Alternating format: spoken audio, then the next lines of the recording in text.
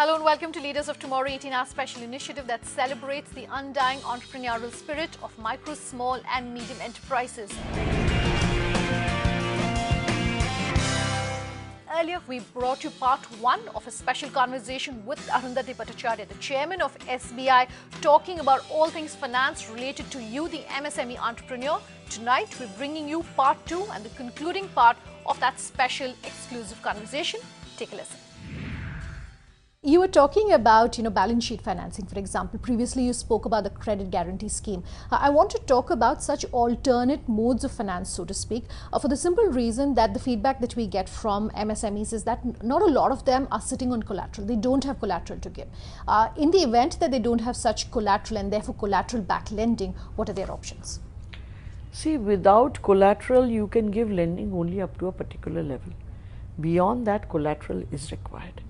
So this is something where there are issues, but well, this is something that has to be addressed.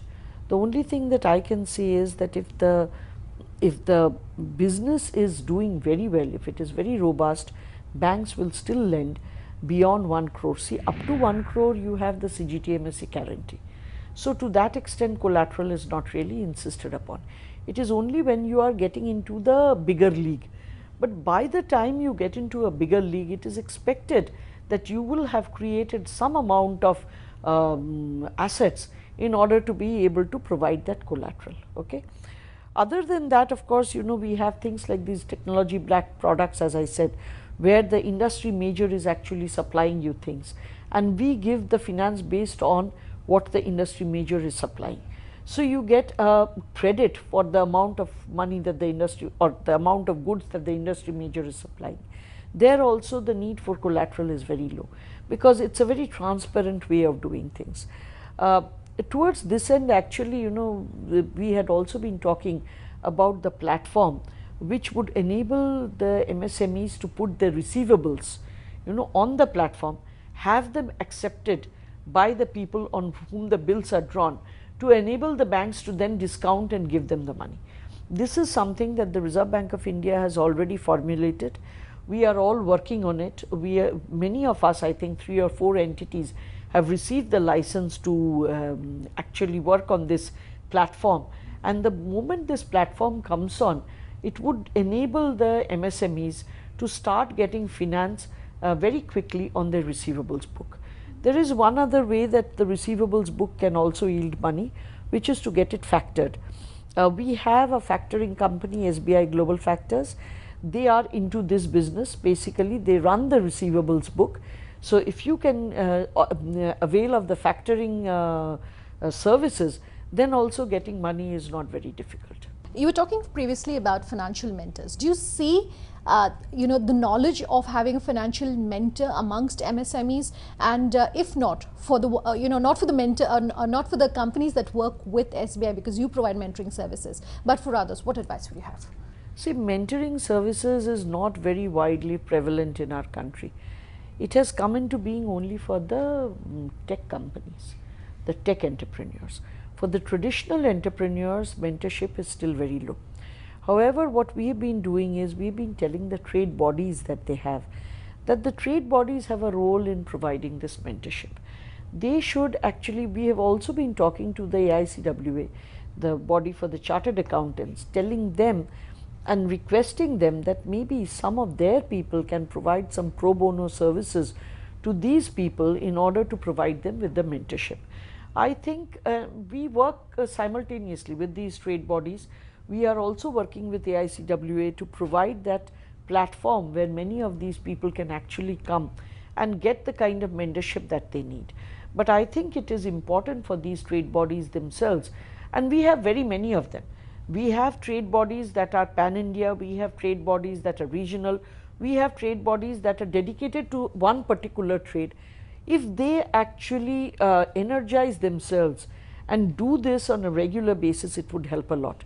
I remember one of these chambers of commerce that I had gone to speak to.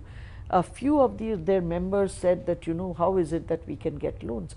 Now, this is very simple. It's the Chamber of Commerce that should actually handhold them, get in touch with us. We will put them in touch with the right people, and then the loans can be made available. And if the chamber is actually standing behind them, gives us a lot of comfort as well, that the chamber is actually, this fellow is a member of the chamber, so to that extent, you know, his proper behavior is sort of guaranteed by the chamber. Guarantee meaning it is not a physical guarantee, but there is some kind of a moral suasion over there which gives us a lot of comfort. So even for that matter, you know, say the real estate owners trade body, which is the CREDAI, we have been telling CREDAI that you have a code of conduct. Now whenever a building is being done by one of your members who's adhering to your code of conduct, you say that this is CREDAI certified. Now if you really ensure that in the public mind this will have an impact, people will prefer to go for CREDAI approved buildings, maybe, you know, for that we can even give a lower rate of interest, because we will know for sure that this builder is somebody that your community believes will not default. So, you know, I think this is important for all trade bodies. There is a job that they need to do beyond getting together and looking at, you know, the interests of the people who are in that trade, for communicating with the financial professionals to make available the finance that is important and required by these guys. Okay. You're a woman in what's considered to be the man's world of finance. How's your own experience been, and what advice would you have for the women entrepreneurs of our show in terms of, you know, how to really go about making a mark for themselves? See, one thing, let me tell you, I don't think, you know, finance is any longer a woman's area or a man's area.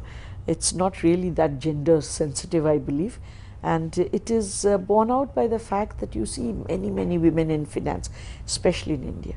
So if you're looking at public sector, private sector, foreign banks, investment banks, whatever you have a lot of women professionals there. So I don't believe that segmentation is you know, is any more valid. Okay, just as it's no longer valid that men are better in maths and women aren't, also that women are better in cooking and men aren't. Neither of these work. Okay, so it just depends upon your area of interest. If you're interested in maths, you'll do well in it. If you're interested in cooking, you'll do well in it, regardless of gender. Okay. Regarding women entrepreneurs, see, women entrepreneurs, the fact of the matter is entrepreneurship is a very risky business. Anything and everything that can go wrong will go wrong. You should start with that premise. The second thing is, women have to still be the primary caregiver in this country. I am not saying they have to be, but it's the expectation of society, and it's very difficult for women to just ignore such expectations. So to a great extent they have a lot of pulls and pushes, in the sense that, you know, when you were needing your entire concentration on the business, you might have some occurrences in your family life that need equal amount of effort and concentration. Now if that happens, there is a difficulty. So what I would suggest to women entrepreneurs is that you have to realize that it's a very difficult journey, but if you have made up your mind to do it, it's possible. The fact of the matter is that you have to dare to do it. When you dare to do it with the full understanding there will be tough days, there will be easy days, and that you will not give up on those tough days. Because I have found that those who have dared, somehow or the other help always comes, and they are able to overcome the issues that come to them. Okay, so this is one. The other thing, basically, I think in a way women entrepreneurs are a little, they have a little advantage, and I think the advantage is that in India at least women have always had to multitask a lot, and as an entrepreneur the ability to multitask is really something that is a very big plus point. So their innate ability to multitask, I think, makes them good entrepreneurs, and therefore to that extent I think entrepreneurship is something that suits women to a T. They can do it out of their home, they can do it during the times when their other jobs are less demanding. However, that doesn't mean that they will do it as a one-off activity. That commitment to do it regularly and perfectly has to be there. Again, I believe that somebody who's good in work will be good everywhere. So you can't be a good entrepreneur and a bad householder. You'll be a good householder and a good entrepreneur. That's what you should aim to be. If you can do that, I don't think women will have any difficulties. Okay. We're talking at a time when there's a lot of global headwinds, whether it's the Brexit, whether what's happening with the Fed. How would you suggest our viewers go about insulating themselves against what's happening globally, and is it as much of a concern for them as what is happening with their larger peers? Actually, it depends upon how exposed you are to either exporting your goods or inputting your inputs. Okay, so if you are very exposed to any of these two, then yes, you do need to have some understanding of the global headwinds. If you're not exposed to either of these two, then to that extent, I don't think being in this country, you should be very concerned, because today our country is still doing well on consumption. GDP growth is looking good. The other macro parameters, including inflation, fiscal deficit, current account deficits, they all seem to be performing as per plan. So I don't think you have any difficulties there. However, as I said, if you are exposed to imports and exports, you need to understand what your imports or inputs are going to cost going forward, what your order book is likely to look like in case you are exporting a lot of stuff. So these are things where you probably do need to have much better understanding. Again, understanding in these matters to some extent may be available with your financial advisors, but you should also be looking at your trade bodies to give you the necessary inputs. Again, trade bodies have a very important function to play over here by providing the necessary inputs to enable people to sort of insulate their businesses. You can't insulate completely, but you can definitely hedge your risks. It's time for a very quick break on this episode of MSME Dialogues, but we'll continue this conversation with Arundhati Bhattacharya on the other side. Don't go anywhere.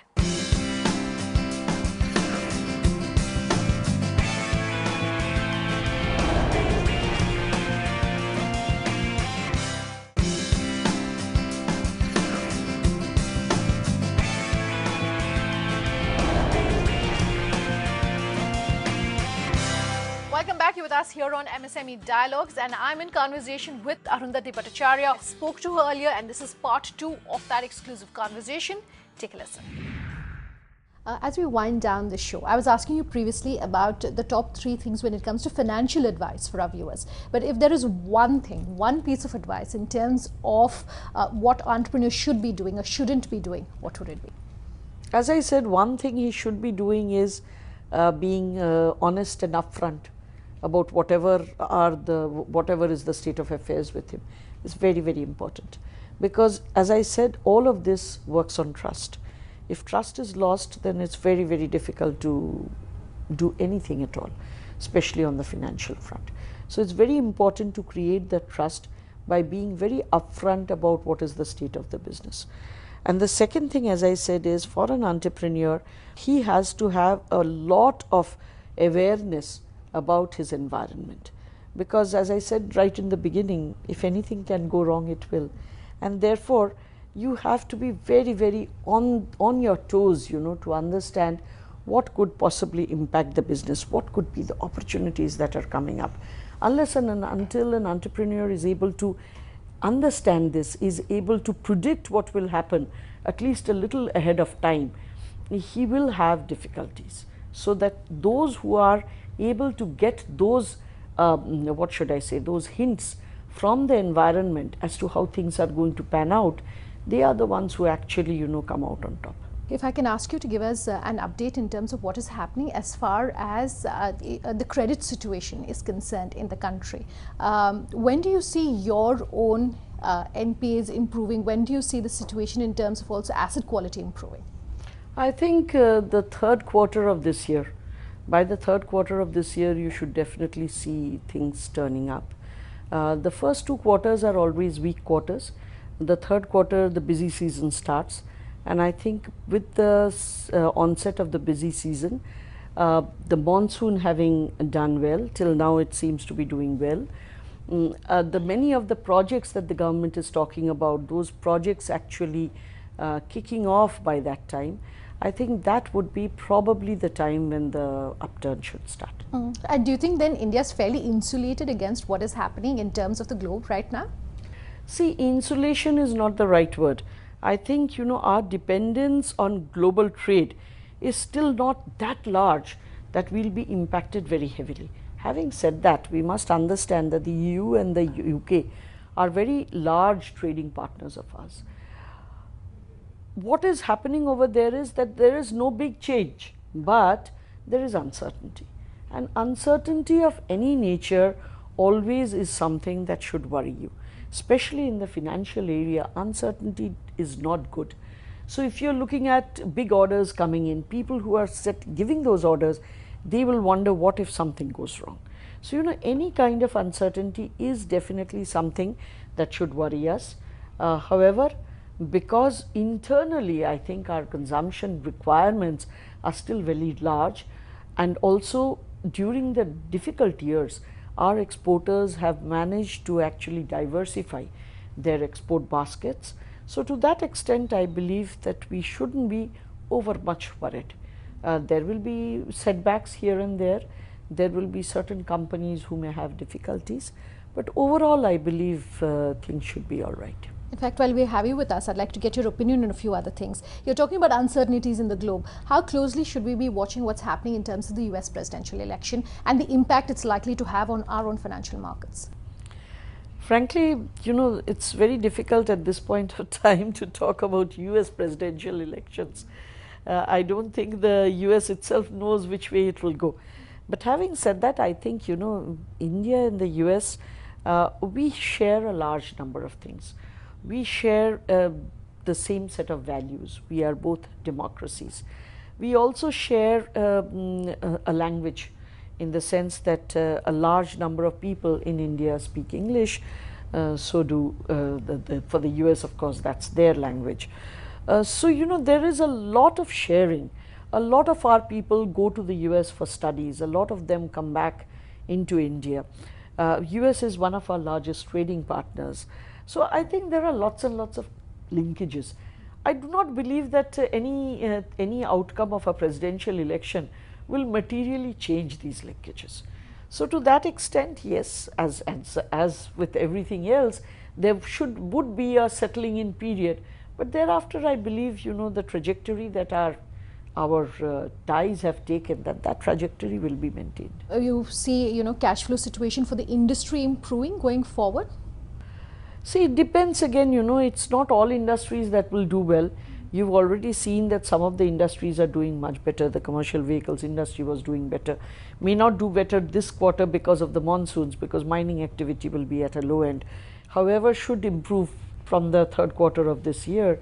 Similarly, for instance, electricity generation has been doing well. Again, electricity generation during monsoon periods comes down because the heat comes down. So usage of at least domestic usage of electricity comes down. Also because of the wet coal, etc., the production comes down in some thermal plants. So it's difficult to say which are the industries that will do much better, but definitely there are some industries that are doing better than the others. That will continue. Overall, the fourth quarter of last year, I think we had better results than was being expected, mainly because the commodity prices were weak, so margins were better. Currently, commodity prices are still weak, so we expect margins to continue to be good. So given that, I think by the third quarter, as I told you, of this year, we should be seeing good numbers. What update could you share for our viewers in terms of mergers of your subsidiaries that you've spoken about in the past? That will happen, and it will happen hopefully by the March of this year, of this financial year. Okay. Ma'am, also in terms of the sale of your non-core assets, could you tell us where that is at right now? Sale of non-core assets, we've just sold 5% of NSE. There are a few other things that are planned, and that will be done down the line. Some of it should come by the end of this year, and some more things like IPOs, etc., we plan to do in the year after. So March 18 to March 19 will be a year where we'll be doing a lot many more things. During this year, we've already done, as I said, one, and 2 or 3 more others should happen within the year. Okay. One last topic. You were talking about the fund at SBI which invests into companies that are in the fintech space. How important is fintech for MSMEs? Do you see enough activity happening there? And what is the potential for growth for MSMEs which use fintech? Actually, fintech is something that is happening across the globe. As you know, many banks are now saying that they themselves will become like fintech companies rather than banks. So fintech is an area of very quick innovation, but like any other area of quick innovation, it's an area where there will be 10 innovations and only one will survive. Okay, so it seems to be an area that's very lucrative, but it is also an area that will have high wastages. So if you're comfortable with that, you should go ahead with it. Regarding MSMEs, one thing is very clear: in today's day and age, technology, you cannot ignore it, because technology is a disruptor, will continue to remain a disruptor, and therefore if there is some technology that is doing or getting into the business that you are looking at, then you have to be aware of it, and you have to find a way whereby you can either be part of the change or you can have something better. Okay, so technology is something that is always you have to remain on top of it. To that extent, MSMEs have to remain on top of whatever is impacting them. So what advice would you have in terms of incorporating fintech more into their day-to-day operations, and for those MSMEs and SMEs who possibly don't have the funds for huge outlays on technology? What advice would you have? See, huge outlays are really not required in the fintech space unless you have come up with a model that burns capital. So if you're not looking at a capital burning model, in which case you better get a venture capitalist alongside. For the rest of it, it's not as though technology costs a hell of a lot, especially in India. In India, you can afford to access technology at very affordable costs. As I said, the main problem is the lack of awareness. That awareness, if you are able to keep yourself aware, then I think technology can still be accessed at reasonable costs in India. That wraps up this special 2-part conversation with Arundhati Bhattacharya. Do remember that if you have any comments, any feedback on this interview, you can write in to us at leadersoftomorrow@timesgroup.com. You can reach us on social media using the hashtag LOT, or call us on that number which is on your screen. Thanks for watching. Have a good night.